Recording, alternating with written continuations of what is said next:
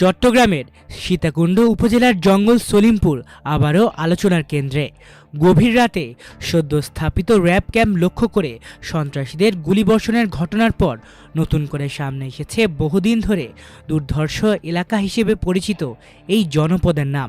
সেনাবাহিনী, RAB, police ও বিজিবির সমন্বয়ে গঠিত যৌথ বাহিনী এলাকায় অভিযান চালালেও প্রশ্ন উঠছে, কেন বারবার জঙ্গল সলিমপুর নিয়ন্ত্রণের বাইরে চলে যায়?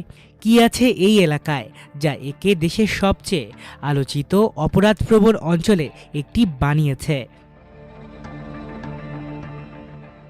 চট্টগ্রাম নগরের বায়েজিদ ফৌজদারহাট সংযোগ সড়ক ধরে এশিয়ান ইউনিভার্সিটি ফর উইমেনের বিপরীত পাশ দিয়ে পাহাড়ের ভেতর ঢুকলেই শুরু হয় জঙ্গল সলিমপুর। প্রায় ৩,১০০ একর খাস জমির ওপর গড়ে ওঠা এই বিশাল এলাকা মূলত দুই ভাগে বিভক্ত: জঙ্গল সলিমপুর ও আলীনগর। কয়েক দশক ধরে এখানে পাহাড় কেটে অবৈধভাবে গড়ে উঠেছে হাজার হাজার বসতি। নিম্ন আয়ের মানুষ, জলবায়ু উদ্বাস্তু ও ছিন্নমূল জনগোষ্ঠীর জন্য কম খরচে থাকার সুযোগ তৈরি হলেও ধীরে ধীরে এলাকাটি পরিণত হয়েছে অস্ত্র, মাদক, চাঁদাবাজি ও দখল বাণিজ্যের ঘাঁটিতে। স্থানীয়দের অভিযোগ, দীর্ঘদিন ধরে বিভিন্ন সন্ত্রাসী গ্রুপ এলাকাটি নিয়ন্ত্রণ করে আসছে। ইয়াসিন গ্রুপ, রোকন গ্রুপ, মশিউর গফুর গ্রুপ কিংবা রিদওয়ান গ্রুপ, এমন একাধিক বাহিনী নিজেদের আধিপত্য বিস্তার নিয়ে সংঘর্ষে জড়িয়েছে বহুবার। সরকার পরিবর্তনের পর ২০২৪ সালের আগস্ট থেকে এই দ্বন্দ্ব আরও ভয়াবহ আকার নেয়। একের পর এক গোলাগুলি, হামলা ও দখল যুদ্ধের ঘটনায় আতঙ্কের দিন কাটতে থাকে সাধারণ মানুষের। সবশেষ রোববার দিবাগত রাতে জঙ্গল সলিমপুরে সদ্য প্রতিষ্ঠিত র্যাব ক্যাম্প লক্ষ্য করে মুহুর্মুহু গুলিবর্ষণের ঘটনা ঘটে। র্যাব ৭-এর অধিনায়ক লেফটেন্যান্ট কর্নেল হাফিজুর রহমান জানিয়েছেন, এই হামলার পেছনে ইয়াসিন বাহিনীর সদস্যরা জড়িত বলে তারা নিশ্চিত হয়েছেন। ঘটনার পর রাতেই যৌথ বাহিনী পুরো এলাকা ঘিরে ফেলে অভিযান শুরু করে। তবে এটি প্রথম নয়। গত ১৯ জানুয়ারি জঙ্গল সলিমপুরে অভিযান চালাতে গিয়ে ভয়াবহ হামলার মুখে পড়ে র্যাব। ওই ঘটনায় র্যাব ৭-এর উপসহকারী পরিচালক মোতালেব হোসেন ভূঁইয়া নিহত হন। হামলার সময় ৪ র্যাব সদস্যকে অপহরণ করা হয়েছিল বলেও অভিযোগ ওঠে।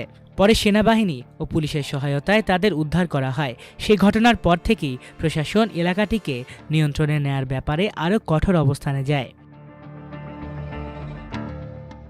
আইনশৃঙ্খলা বাহিনীর কর্মকর্তারা বলছেন, জঙ্গল সলিমপুর মূলত এমন একটি এলাকা যেখানে বছরের পর বছর প্রশাসনের কার্যকর উপস্থিতি ছিল না। পাহাড়ি ভৌগোলিক অবস্থান, সরু পথ, অবৈধ বসতি এবং স্থানীয় সন্ত্রাসী গোষ্ঠীর শক্তিশালী নেটওয়ার্কের কারণে সেখানে অভিযান চালানো সবসময়ই ঝুঁকিপূর্ণ হয়ে ওঠে। এমনকি অতীতের বহু অভিযানে পুলিশ ও র্যাব সদস্যদের হামলার মুখে পড়তে হয়েছে। স্থানীয় সাংবাদিকদের তথ্য অনুযায়ী আওয়ামী লীগ সরকারের সময় সলিমপুরের নিয়ন্ত্রণ ছিল মশিউর গফুর গ্রুপের হাতে। পরে সেই নিয়ন্ত্রণ চলে যায় রোকন গ্রুপের কাছে। অন্যদিকে আলীনগর নিয়ন্ত্রণ করত ইয়াসিন গ্রুপ। তবে সাম্প্রতিক সময় ইয়াসিন গ্রুপ রোকন গ্রুপকে সরিয়ে পুরো সলিমপুর এলাকায় আধিপত্য বিস্তার করে বলে অভিযোগ রয়েছে।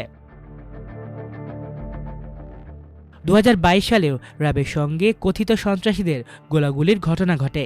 একই বছর অবৈধ ঘরবাড়ি উচ্ছেদ করতে গিয়ে জেলা প্রশাসনের কর্মকর্তাদের বাধা দেয়া হয়।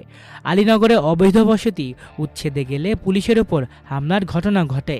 এসব ঘটনার পর থেকেই জঙ্গল সলিমপুরকে আইনের বাইরে থাকা এলাকা হিসেবে আলোচনা শুরু হয়। আলিফ চৌধুরী, আমার দেশ।